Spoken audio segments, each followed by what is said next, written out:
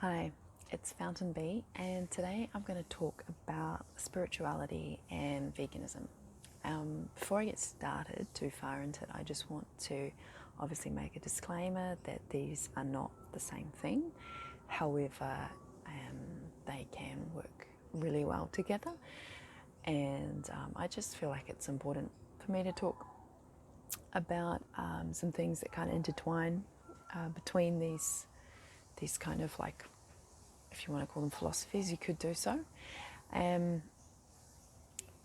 I will probably be using some terms that maybe some people are not very familiar with. However, I will try my best to explain as much as possible, and you're always welcome to leave more questions in the comment section down below. So to get started, I guess the supposed history of earth beings, humans, whatever you want to call us, it's like we've been told that our ancestors and all of that ate animals, and they used all these things from animals, and that's just something that's just happened like for all of time, since we've been here. This is what we've been told, right, most of the time. Obviously, and up till recently, that is kind of what we have been doing, if I can put it that way. Now, time is a funny thing. It's not really linear, but I guess I will try and explain it in a linear way, because that's sort of the common narrative, I guess, for many of us, especially those that are probably have access to the internet. And so obviously recently, up till very recently, most of us have done that, and obviously with some exception of a few different cultures, maybe a few religions and whatnot, try and promote less consumption, if I can put it that way, of animals and their byproducts, if you want to call it that. However, science and science around history it actually changes quite a lot. And my understanding is that we've had lots of other different kind of earthly beings that have somewhat like human or whatnot, that have lived much prior to our kind of current, sort of formations that we're in. And they didn't necessarily actually consume animals, and not all of them, but a lot of them didn't. And there's even, I guess, a perception that possibly that they may not have even really consumed food at all, really, in the way that we perceive to be normal, right? So I don't want to go too far into that. It's definitely a video for another day. But I guess what I'm getting here is that sometimes we get told things to try and fit a kind of particular story or a narrative, because there could be other incentives involved that might not necessarily always be for our supposed benefit, right? And it doesn't actually take much to really change a community or even a nation or even a global perspective on something to a certain extent. It doesn't take a lot of linear time to do that. Some people say it can be, a number of generations. Some people say it could even just be a particular amount of years of it being taught through schooling systems that most of us now have in place. I guess my point there is, don't be so quick to believe the history that we're told about, humans and what we have eaten through our time here on this earthly plane. Now, obviously, there is some perceptions that there's, how would I put it, like particular interests to kind of keep us stuck in that kind of story at this point in time anyway. But at the moment, the earth is really kind of expanding, and it's, as an entity, really, it's moving into another phase. And earth moves through lots of different phases all the time, like we know obviously about the seasons change and whatnot, but there's also other cycles that the earth goes through, but I won't go too much into detail. about that for this vlog. And because the earth is going through a lot of these changes, there's going to be a lot of shifts and changes around a lot of different things, and things like food and energy that we put towards things are definitely going to change. And just because we've been told that something has been of a particular way also doesn't mean that it needs to continue to be of that particular way. Okay, so, some people that I guess sit within spiritual communities, or, it's not really something that people would consider kind of atheist, but they're not really considered of some sort of religious mindsets, right? Like some people may uncover this knowledge through different kind of practices of where we've been and where we potentially are to go. Anyway, that's kind of getting away from the veganism aspect. So getting back into that, so things like, if I want to really hone it down and narrow it down to something like food, different foods hold different kind of energies or vibrations or densities, if you want to use any of those terms. And very simply put, something like the flesh of an animal that's like, no longer what we would consider to be alive, that has different kind of density compared to something like your lettuce in the garden. I know that's quite a polarity there of extremity almost to be describing this to you, but what I'm saying is like even also different animals have different kind of densities, land animals and ocean animals. Things like dairy has different kind of density compared to even something like eggs and other things. And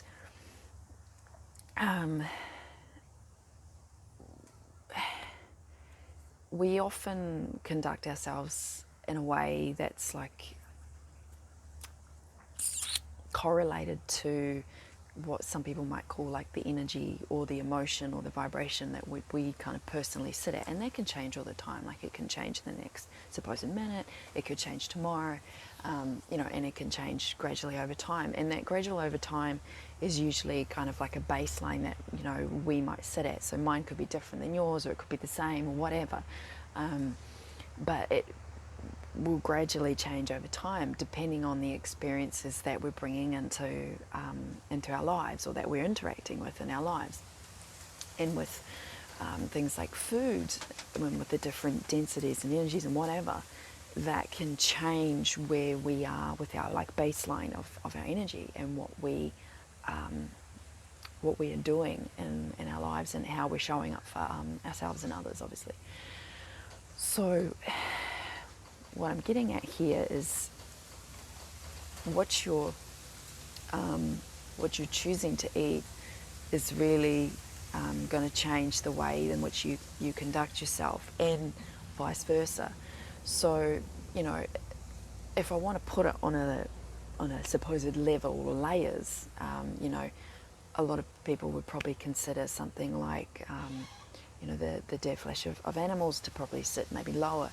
And obviously then there's, and even dairy is considered quite a low density. And there can be a little bit of nuances in this, but I'm not going to go into that because it's kind of getting away from the point of what I'm trying to say and what I'm explaining. And, and obviously things like eggs and, and then when you get into the plant kingdom, obviously the lower density kind of foods there would be those really highly processed foods, and then you kind of get into the whole cooked foods, and then there's the raw foods, and then there's herbs and all this sort of stuff.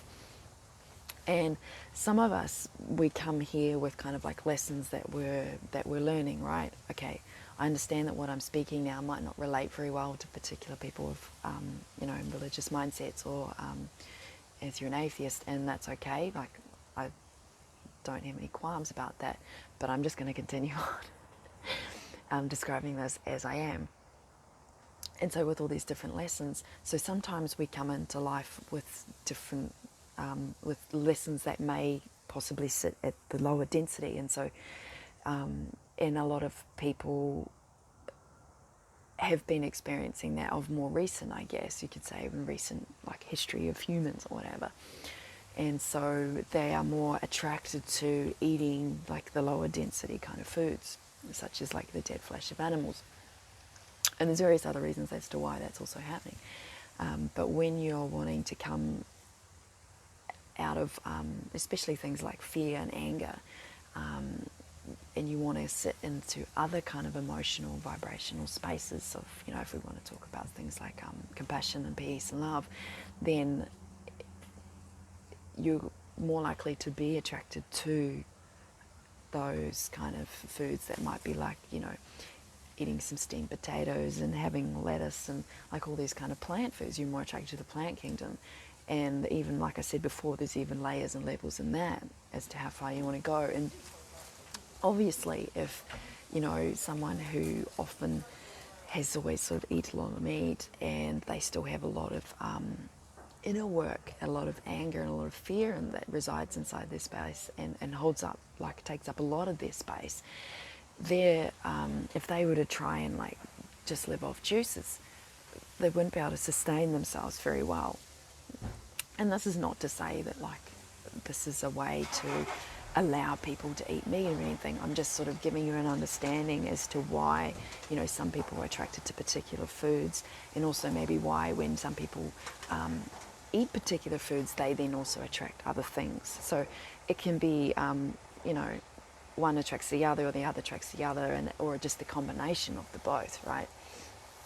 Like for me, myself, when I started eating just from the plant kingdom and obviously the fungus kingdom, because I still eat mushrooms, Anyway, that's a whole topic for another day. I found that my emotional space was actually very different to what I'd experienced in this lifetime prior to that. So for me, that was my own kind of mirror of showing me how food really affects how you are and how you feel and how you can be for other people. So hence why I'm sort of talking about spirituality and veganism and how it can work really well together. And me saying these things, that this is nothing new. Like a lot of this is sort of us coming back to remembering how things have been in the supposed past of, living in this earthly plane. Like veganism isn't really new. It's just obviously got a name that we use. We have labels and names, and communication that we use these days is very much like that. And so we just kind of have to understand that that's how we're operating with communication at the moment, obviously. So it's really interesting when you start looking into both of these things, and obviously, I won't go too far into the reasons as to why, why people choose to be vegan, and also why people get so like resistant and so feel so much anger or fear around being with others that are that way. But like it's when you kind of realize we're all interconnected, right? How you are, even if you're in your bedroom, like alone, not directly communicating with anybody, you're still sending out like particular vibrations and energies to around you. And this is not to make you like, oh my God, everything I do, like when I feel bad, I've got to like feel good. It's not like that at all either. I'm just, for those that already know, just reminding you that like everything even existing has a kind of particular vibration and energy that you send out. And so, if you also realize that, you are kind of what you eat, if you want to eat these kind of vibrational foods that are like, really like wholesome, like, there's not a lot of processing of the food going in, and it's plant-based, and it's like, especially if you can grow it, and blessing it and doing all these lovely, beautiful things to it, like it can have a flow-on effect. Like even if you were feeling like, I don't know, maybe you feel a bit angry, a bit tired or something, then you realize, oh, like maybe I just need to like eat something, or I need to drink some water. I also understand that there's a whole other level of, people might call it breatharianism and whatever, but I'm not going to talk too much into that, because as a collective, we're nowhere near being able to function in that kind of way, because I guess it'd be a good point to say is sometimes people, when they go like plant-based, especially if they go like raw, they can feel like a little bit too woo-woo or off with the fairies, and that can also mean because they haven't done, they've got some more grounding work to do, and it could be just too much for where their vibrational level is at the moment. So there's lots of other things and nuances I could go into around this, but I'm not going to because it's just make the video way too long. You know, and like I've talked a lot about food, but it's not just really about food. Like money is a like a currency of exchange of energy that we often all sort of are aware of, right?